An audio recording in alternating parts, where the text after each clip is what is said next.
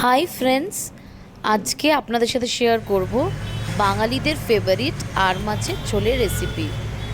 আর মাছগুলোকে ভালো করে ধুয়ে নিয়ে তার মধ্যে নুন, হলুদ গুঁড়ো, একটু লঙ্কার গুঁড়ো আর সর্ষের তেল মাখিয়ে আমি রেখে দিয়েছি।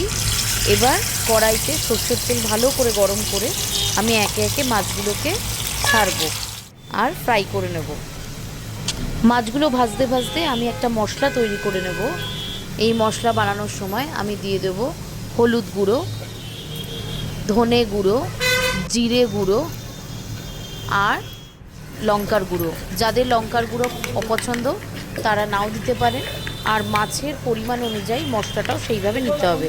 আমি এখানে অনেকগুলো মাছ নিয়েছি, তো সেই অনুযায়ী আমি 2 চামচ হলুদ গুঁড়ো, 1 চামচ জিরে গুঁড়ো, 1 চামচ ধনে গুঁড়ো আর লঙ্কার গুঁড়ো নিয়ে নিয়েছি। আপনারা আপনাদের পরিমাণ মতো নেবেন। আর তার সাথে আমি 1 চামচ নুন দিয়ে একবারে মশলাটাকে ভালো করে জল দিয়ে গুলিয়ে নিচ্ছি, দিয়ে ফেটিয়ে আলাদা করে রাখছি।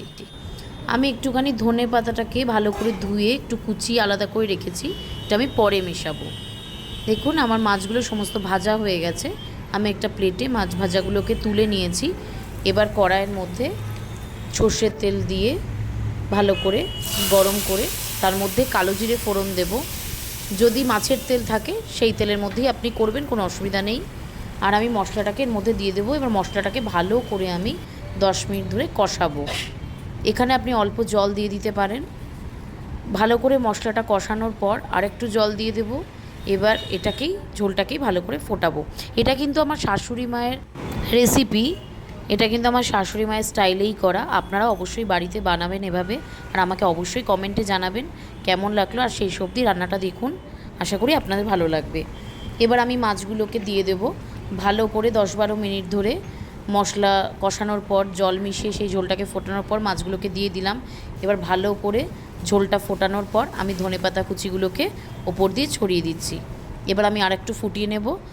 এবার ব্যালেন্স করার জন্য আমি অল্প এখানে চিনি দিয়ে নিয়েছি, আর স্বাদ অনুযায়ী নুন দিয়ে নেবেন। যদি নুন আর একটু লাগে তো আপনারা পরে মিশিয়ে নেবেন। তৈরি হয়ে গেল আমার চটজলদি একটা আর মাছের ঝোল, যেটা বাঙালিদের খুব ফেভারিট একটা মাছ। আমার তো পার্সোনালি খুবই ফেভারিট এটা।